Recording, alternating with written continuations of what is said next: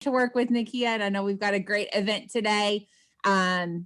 If you want to share it when you get on Facebook, you're welcome to do so. Something else I think we would love to know is where you're joining us from. So I recognize some names, and I know some of you all are in Louisville, but April said she was LA based. So if anyone else is, especially not from Louisville, or even if you are, if you want to share that in the chat, we would love to know where you are also joining us from today as we celebrate homecoming. It's been a busy week so far, and it's a really exciting day today with our Black Alumni Summit happening.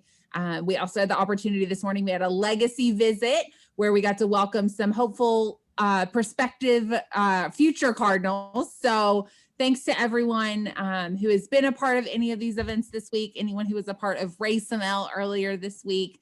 We've had a really exciting homecoming week.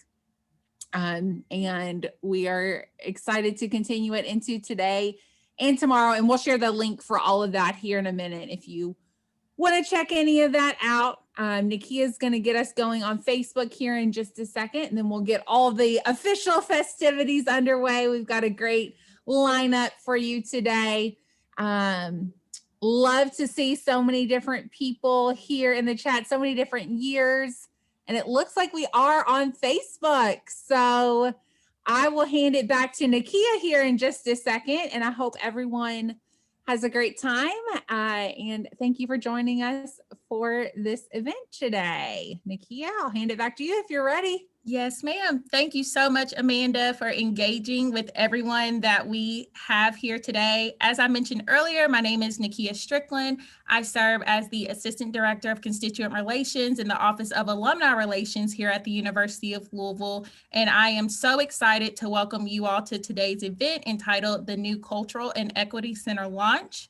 Before we jump into our speakers for today's program, I do want to give a shout out to Commonwealth Credit Union for their sponsorship of the first Black Alumni Summit. Without their sponsorship, we definitely could not have made this event happen. So we are very excited to have them as a sponsor. In the chat, you will see that Amanda did put the link for Commonwealth Credit Union. So if you would like more information, please feel free to click on that link to find out more. The next person that I want to introduce to you all today is Valerie Owens-Combs. Valerie serves as the Director of Development for Diversity Initiatives here at the University of Louisville. She is a 1981 Arts and Science graduate, and Valerie is a UofL Hall of Fame women's basketball player. So let's give it up for Valerie as she comes forward to share with us some great information. Hi, everyone. I'm so excited about this Black Alumni Summit, and without further ado, I want to introduce someone that I'm so proud to work for. She is our 18th president at the University of Louisville, Dr. Neeli Bendapudi.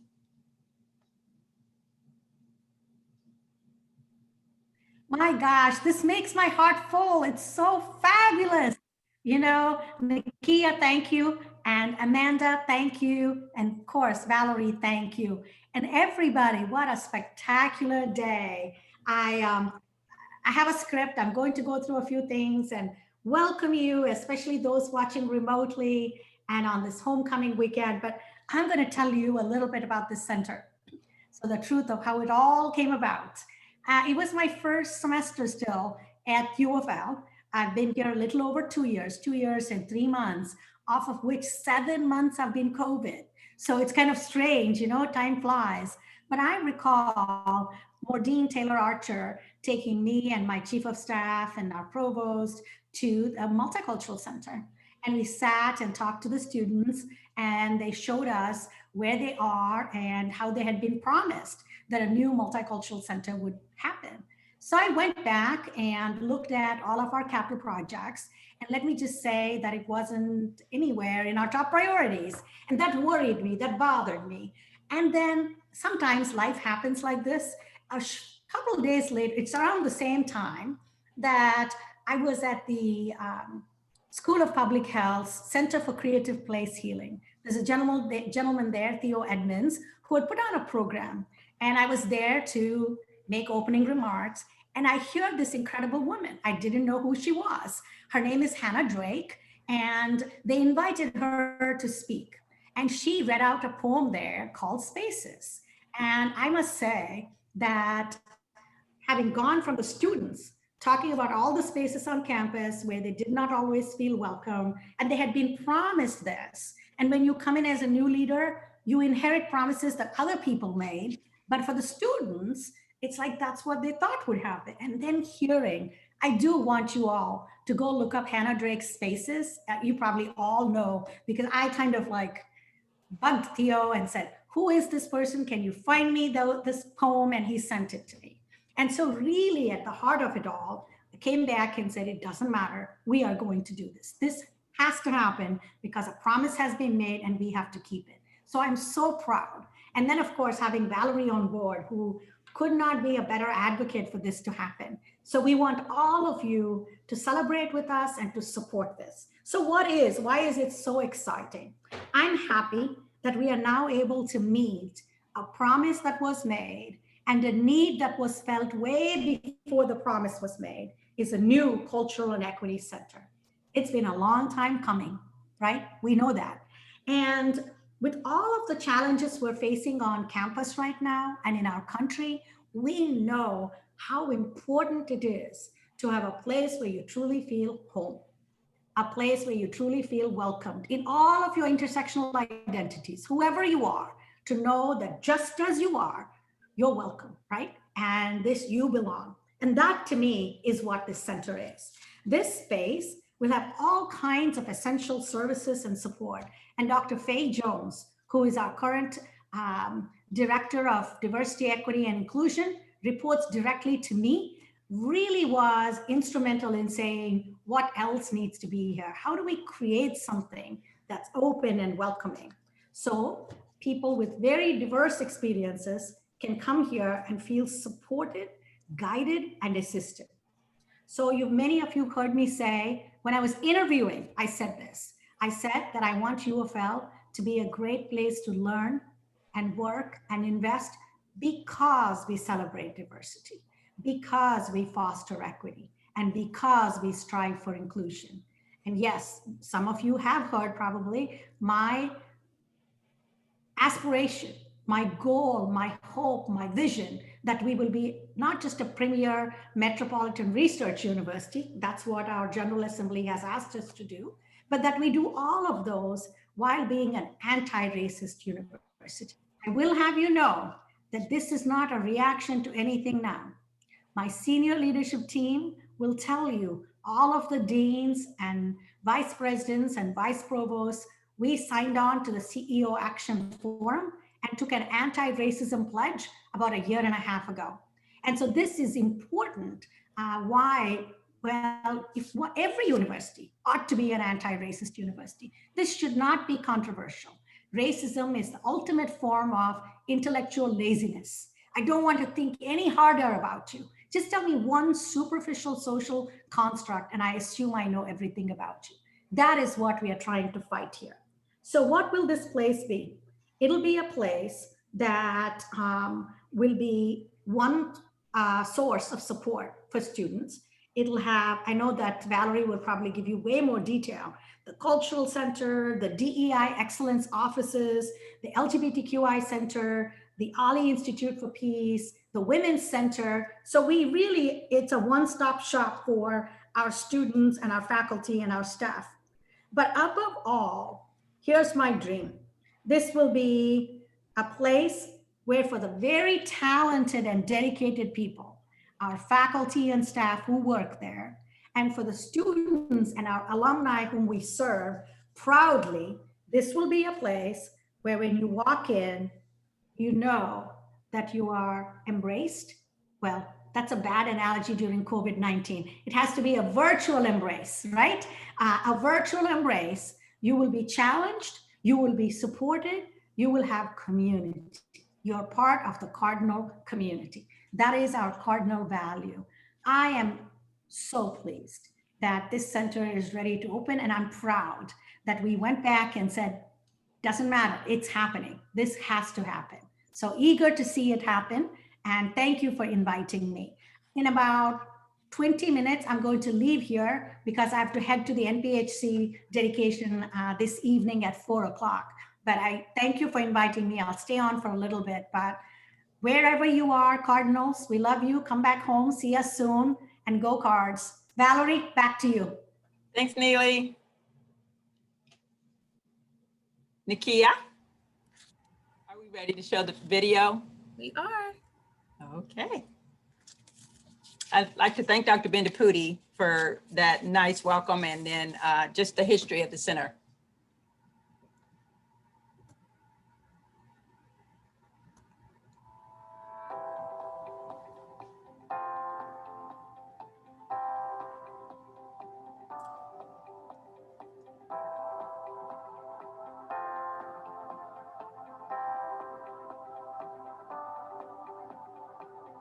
It's really exciting to me to see that the Cultural Center, or what will now be called the Cultural and Equity Center, being built on campus. So knowing that it's going to be a new, fresh building with lots of space and technology that's comparable to the other new buildings on campus is very exciting to me. I think that our students, faculty, and staff are deserving of such a space. It's great to see our diversity and equity initiatives be led into the 21st century, same as other new things that are going up on campus. What an attraction now that we have at the University of Louisville with the Cultural and Equity Center. And to me, it sort of closes the loop of our services. We have a lot of services, a lot of good things on our campus now, a lot of great things. But now that you have a support system that will come through this Cultural and Equity Center, we'll be able to have something really, really exciting going on the campus. And when you bring students on the campus, or when students matriculate to this campus, this Cultural Center will be one to show off, and we'll be very, very proud of what we have. I'm so excited about this new building. This is like a dream come true. Our students suggested this years ago, and now I feel like their dream is finally being realized. You know, our identities aren't compartmentalized, so it's wonderful to have a center that's no longer compartmentalized, where when students walk through the door, they see their entire identity welcomed, celebrated, and included, not only by the space, but by the faces that they meet and greet, and the images on the walls and the programs that are offered. When I think about the University of Louisville, and when I think about culture and how culture enriches everything, when you can bring more pieces of yourself into your academics, into your professional life, I really feel like that is when you really start to really blossom inside of whatever you're doing. So I think something like the Cultural Center is going, like it has done in the past, it's going to continue to do that with this new space. Seen a lot of changes going at the University of Louisville, a lot of positive changes. But one thing that I felt was always needed was a place for all the students from all different backgrounds, all different walks of life, all different nationalities could go and be together and get to understand each other and to learn about each other. And that is what will happen with the Multicultural Center. Unless you bring people together where they can converse, they can talk, they can see the differences, but in that they can also see the commonalities. I don't think we'll move ahead as a society. So something that I'm proud the university is doing, proud that they are finally implementing this, and not just for the university. Hopefully this will be a place for the whole city and the community, because obviously we need that in today's world more than anything. What this center means to me, I think of our center as a space of truth telling. So one of my favorite quotes is by Dr. Joy DeGruy, and she says that America's pathology is her denial. So one of the reasons that our country is sick, our campus is sick, our communities are sick is because we've not been telling the truth. So what this center means for me is another form of truth telling. And I think the truth that we've been telling the most marginalized communities on our campus is that they are not a priority just because of the buildings and the locations that we've been in. We've been scattered, but this center it signifies a beginning of a truth that I hope becomes a reality for this university. I am so excited, especially having the honor of being Alumni of the Year this year at the University of Louisville to see my university make this kind of investment in cultural and equity center. And I know the impact that it is going to have on not only the students' lives, but on the faculty and staff, because there's nothing like collaboration and diversity to come up with innovative ideas for our community. I think that this new building on campus is great because it provides a space for gathering and just a space for community and collaboration among minority students on campus. And the staff is very special because they become the family that the students left at home. Having a space where the students can come together and commune with that new family that they are building on campus is important for getting them to stay here. It's important for their academic resilience and just their social resilience as well. Super proud to be at the University of Louisville. My mother also graduated from here, as did my grandmother. My uncle ran track here, and my great-grandmother went to UofL as well. So there's a lot of history with my family at this school. Most importantly, with the new cultural and equity center, a lot of my family has seen different iterations of what that was, and so it's so amazing to be here when it's kind of getting a new platform and being rejuvenated, and providing the space that the students that are here at the university that are marginalized deserve to have at a predominantly white institution. I've been really involved from student government to our Black Student Union, our NAACP, member of Alpha Opportunity Incorporated, amongst so many other things here at the University of Louisville. I think the most important thing with this new Cultural and Equity Center is just that this is offering a new opportunity for students to sort of be more engaged within the university. I think so many times that we are forgetting of our students of color, and we need to provide more and more resources to them, and I think this is a fantastic way to do so. My personal experience with the Cultural Center was my very first year at University of Louisville. There was a network of Black female faculty, staff, and administrators that would meet once a week to just get to know each other and provide support for one another. I've never had that in any other employer, and it was very comforting for someone who was brand new to the university to meet all sorts of people throughout the campus in one place. It was like a network, a sisterhood network. We want to have more opportunities like that, not only for Black faculty and staff, but all faculty and staff. We want to have an opportunity where we can convene and network and have that family bond because we are a big university. And I believe that the Cultural Center will be an awesome opportunity for that. So I am so excited about the new Cultural and Equity Center.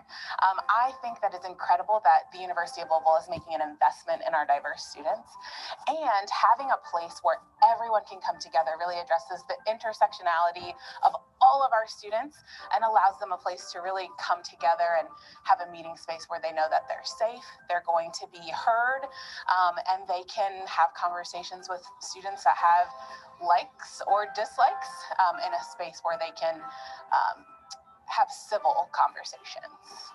We've had a cultural center in various iterations for many years now. However, it's been small, it hasn't been able to accommodate everyone, and we spilled over things. But for them to have a really nice new environment, because so much activity takes place there, so much learning takes place, so much sort of fellowship and brotherhood and sisterhood. It always seemed like we didn't have enough space to do a whole lot. And so this is something that is long overdue. The Women's Center is so excited to be moving in with the other diversity offices. We've been on campus serving students, faculty, and staff for 29 years. Much of the work that we do revolves around working with our student groups, and we have 4 of those: Women for Women, United Nations Association Women, and American Association of University Women. We also have a student parent group. So being accessible, visible for them will allow us to serve all of their needs and to reach out to more students. Sharing space will facilitate a lot of things by allowing us to be more responsive to the multiple identities of our students. And we are not forgotten that. Those programs will continue and will be supported as we go through this.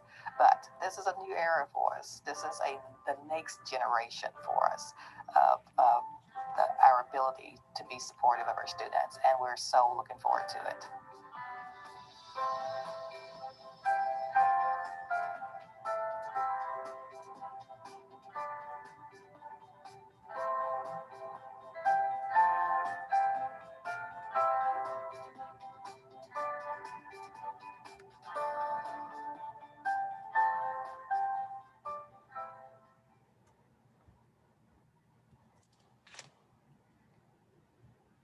I hope everybody enjoyed the video of the New Cultural Center. Again, I'd like to thank Dr. Bendaputi for welcoming us and making this project a priority. I'm so excited that everyone agreed to be in the video. They were all speaking from their heart about what this center is going to mean to our campus, our students, and our community. And a lot of the students were not on campus when the old building was torn down, which is very sad. But we're so looking forward to them in the fall coming back to a beautiful new building that will look like all the other buildings on campus. And it'll be their home for 4 years while they're on campus. So I'd like to turn it over now to Nubia Bennett, who will be heading up our panel discussion. Nubia. How about I talk without being muted? That might work. Hello, everyone. My name is Nubia Bennett, and I am the Program Coordinator for Diversity, Education, and Inclusive Excellence. I have not been in this role for very long, actually, but I am no stranger to UofL. I tell everyone I've lived like 3 lives here because I've graduated twice from here. And actually, my dad was Dr. J. Blaine Hudson, who's the big picture on the side of the Advising Center building. I forget the name of it because it's the Advising Center, right? So I've been around UofL a really long time. And so this is a personal mission, and this is obviously a professional mission for me. I am not going to take too long and keep up. Oh, I graduated in 2009 and 2016, by the way, since everybody's shouting off their years. So I want to introduce my panelists who are really the stars of this entire panel. And they will introduce themselves, and they're going to tell you where they're from and their involvement on campus, but I can give you their names, of course. We have Luke Moore, we have Ren Rowan, and we have Jelena Slayton, and I will be quiet and let them introduce themselves. So I guess I can start. My name is Jelena Slayton. I am from Madisonville, Kentucky, which is in Western Kentucky.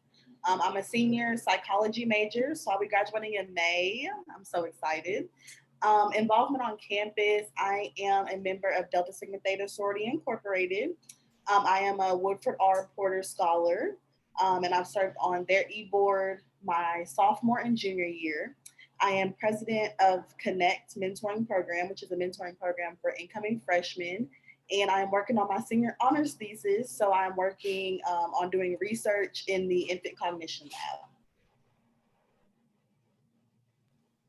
All right, I'll follow. My name is Luke Moore. I use they, them pronouns. I am originally from St. Louis, so I always like to make the joke that like I'm from like 2 card backgrounds, St. Louis Cardinals, and now the Louisville Cardinals. I'm an English major, a junior English major here, and my involvement on campus, I'm currently president of Shades, which is an RSO here that's dedicated to serving our queer trans students of color here. I'm also a student success ambassador, so I work with incoming freshmen and getting them adjusted to campus. It's been very fun this semester. And then I'm also an RA, so I dabble in campus housing as well. Hi, my name is Ren Rowan. I am a sophomore art and activism major with focus in Pan-African studies and social change. I was involved with Task Force Freshman my freshman year here. Got to learn how to craft policy on campus for, I think it was justice and equality. So we got to work on making legislation to help against hate speech on campus, which was very prevalent last year. Really happy to be here. I don't know what else I'm involved in really. I'm a Woodford Porter Scholar, sorry, just remember that. I'm also really involved with the Peace Center, the Men of Peace program, I'm part of that, as well as the film committee for the Floyd Theater here on campus.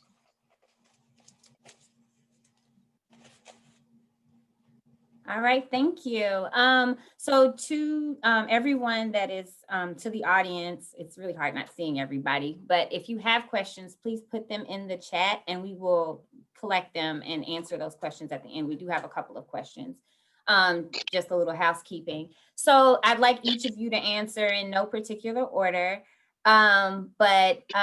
If each of you can tell me about your experience on campus and how the Cultural Center or the the Muhammad Ali Institute for Peace and Justice, or whichever centers that you are interacting with, has helped you along your college journey, in whatever ways that they have. Sure, I will go first. So I came to U of L in 2018 as a freshman, little baby freshman, and I remember my freshman year was not very fun. It was a rough adjustment. It was a new time, of course, and it's always hard going in your first semester and your first year, really. I think that what students should know about colleges, when you invest in things like, the Cultural Center, the LGBT Center, different departments and organizations on campus, your experience is really enriched.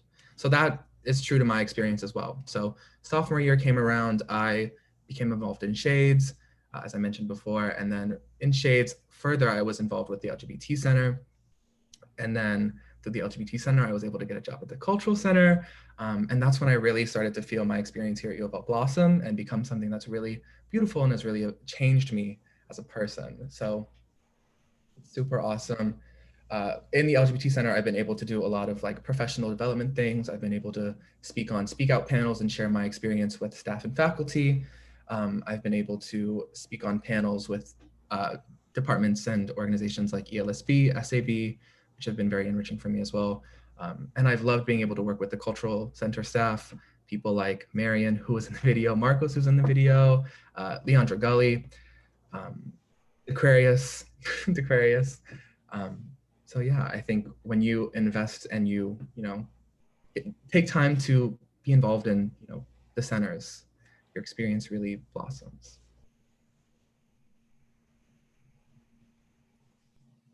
I'll follow up. At the Cultural Center, my freshman year, that's where we had our Black Student Union and African Student Union meetings in the back room every other week. And I learned a lot more about my culture that I didn't know before in high school at the Cultural Center with the guidance of Leandra Gully, Brandon Bailey, and the other workers there. I actually met Luke there my freshman year, very supportive of me as a freshman. My spring semester, there was this, I want to say it was a group study of Black male students on campus, where we had a knitting circle that was hosted by famous Black artist Sunshine Joe, where he taught us how to thread and make little artistic designs while we talked about life and stuff and struggles on campus. And the Cultural Center had just been like a new home for me, where I developed a family to see all these other people that look like me and go through what I go through every day. And it became like a place, like kind of a therapy hub, if you will. Like we got to just air out our frustrations as we made art and talked about life. And it wouldn't be a thing if the Cultural Center wasn't there. So I'm really thankful for that. I guess I'll go last.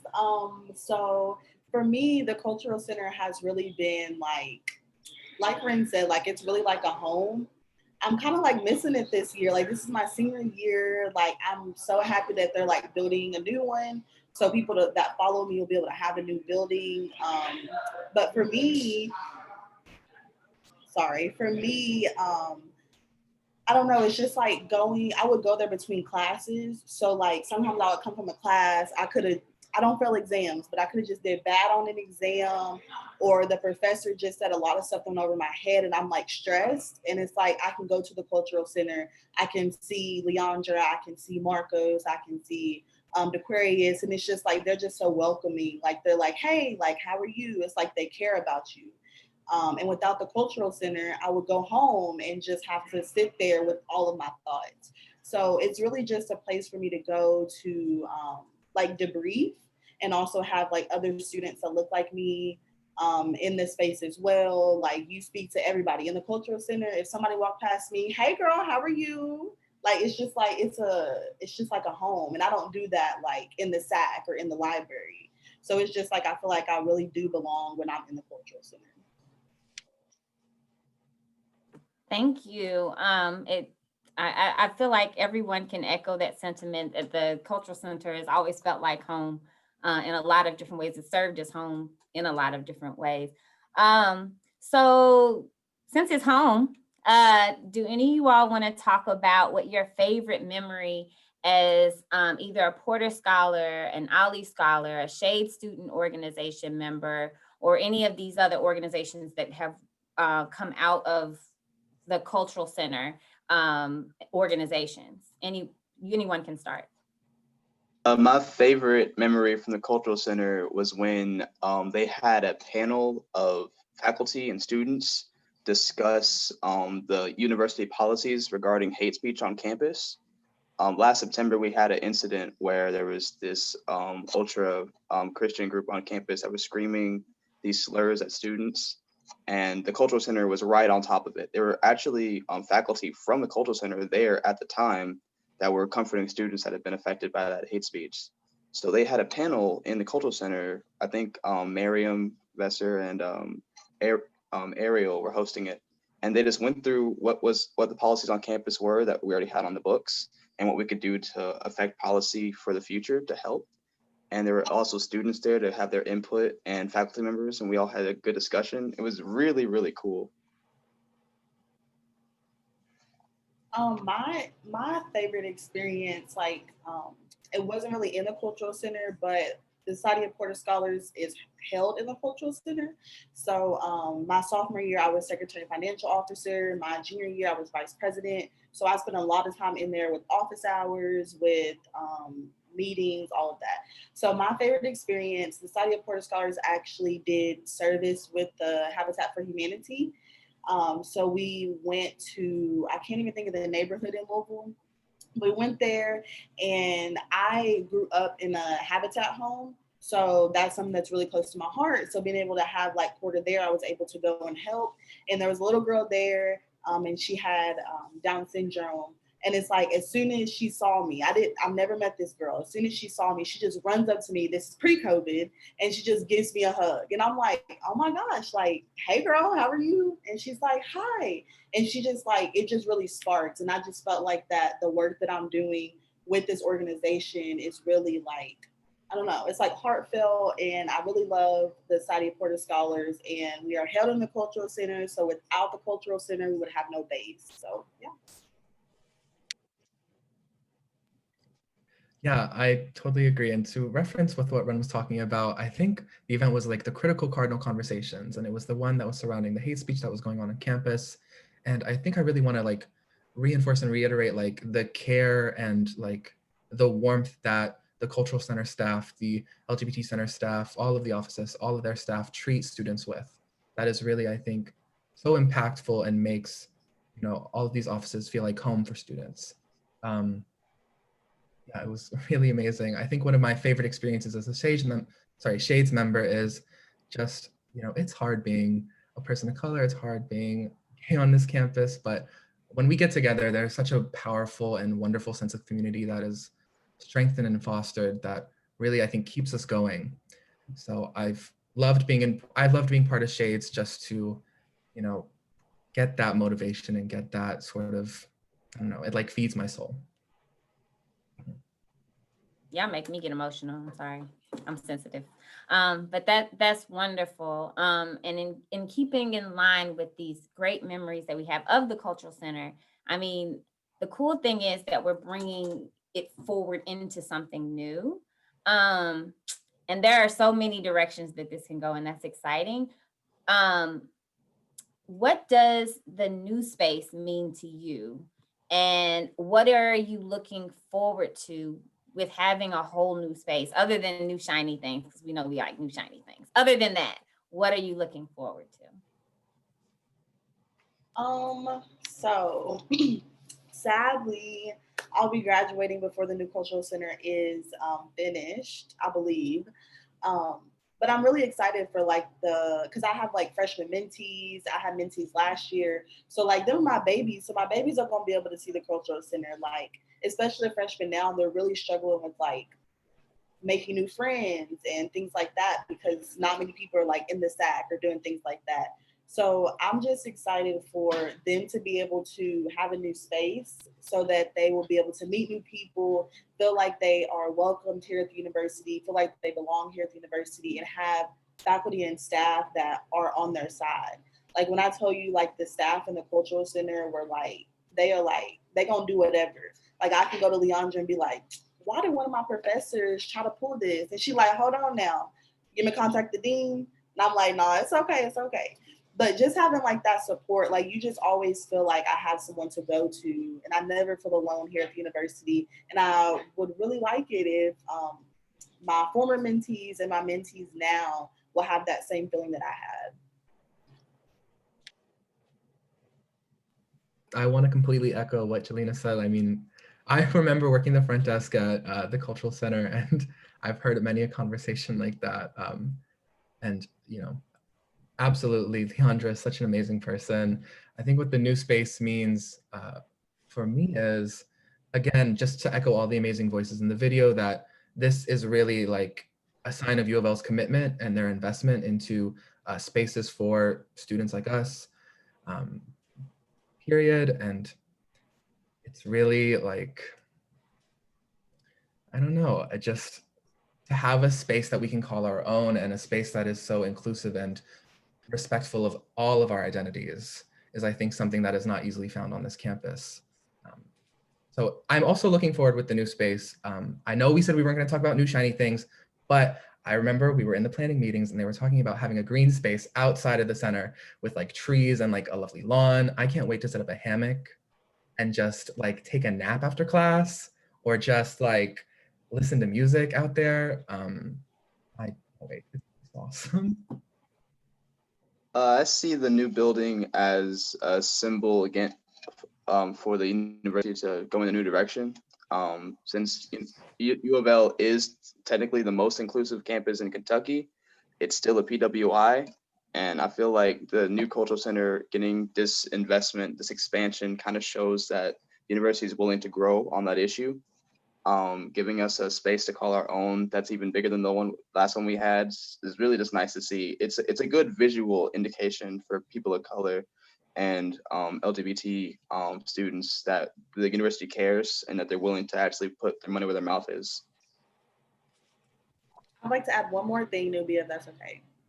So one other thing that I'm excited about is that Leandra has instilled in me that collaboration is a great thing. So with all of the departments that are going to be in the cultural center, like planning events, like literally go to the next office and be like, hey, do y'all want to participate? Like that's a lot easier than like having an email, wait for them to respond. Maybe it get lost, maybe it's in junk email. Like that's doing a lot. So with us being in the same building, like that opens like a lot of doors to collaborating for events. No, thank you for adding that, Jelena, because that is exciting. As a person who is new back to U of L, the idea that everybody's exactly where you need them to be administratively sounds great, actually. That is all the questions I have. If anyone else has a question for these students, I would say, enter them in the chat. We'll just be eyeing the chat. But I'm going to go ahead and turn it back over to Valerie so she can tell how we can support everything. Thank you to all of our students. If we were live, I would be clapping and everybody would be clapping for you. So here's that awkward silence of us not being able to do that. But thank you. And I'm going to turn it back over to Valerie. Thank you. Thanks, Nubia. Thanks to the panel. All of y'all were just phenomenal. Like Ren said, the visibility of this building is we're just like right in the heart of the campus. It's going to be right near the University Club. So as you drive around the circle, you cannot miss it. Whereas before, the smaller building that was there, a lot of people didn't even know it was there, let alone that it's gone now, because I've met with a lot of potential donors that said, oh, well, where was it? And I didn't know it was there, and now they didn't know it's gone. So I'm excited being able to help raise money. And as an athlete at UofL from 76 to 80 is when I played ball. I was more consumed and stayed in the gym more than anything. So I didn't take part in the cultural center. And I have a daughter who's a senior on campus now, and she was able to use the old center. So she'll be gone when the new one opens as well. But there's several ways that, that you can give to the cultural center. For one, I know they put my email, valerie.combs@louisville.edu. I would love to hear from you, especially all you alum that live in other cities. You can still give. Those here local, I would love to sit down, have a cup of coffee with you, share with you more renderings of the center. But also there is a giving link. I think they put it up there. It's www.give.louisville.edu/cultural-equity-center. We need funding for scholarships, especially. Our students need scholarships. So you can give to scholarships. There's various naming opportunities within the center. We have our conference rooms that can be named. The green space can be named that Luke talked about. We're really excited about the green space. There will be a library in there that is also a naming opportunity. Our training labs. We need furnishings. We want the outside of the building, as beautiful as it's going to be, that the inside is just as beautiful, very high tech. So there's a lot of ways that you can give. I would love to sit down and talk with you more about it. It's nothing like sitting down one-on-one, and I can tell you how you can give, as well as how some of the your donations can be spread out. It's not like you have to give the whole gift at one time, that we can break it down. So I'd love to sit down and talk to you about that. But like I said, our programs, you can also sponsor some of the different programs that go on in the center. Events. So there's just many ways, and no matter the dollar amount, if you've ever used that center and you're proud of the center and you want to keep on the tradition of that cultural center, I encourage you to go to the website and make a donation. And you can also direct it to any of the programs you want to direct it to. If you want it to go to the LGBT center, it can go there. If you want it to go to the Women's Center, you can direct your dollars. So they can be restricted. So a lot of you alumni out there, I hope to hear from you.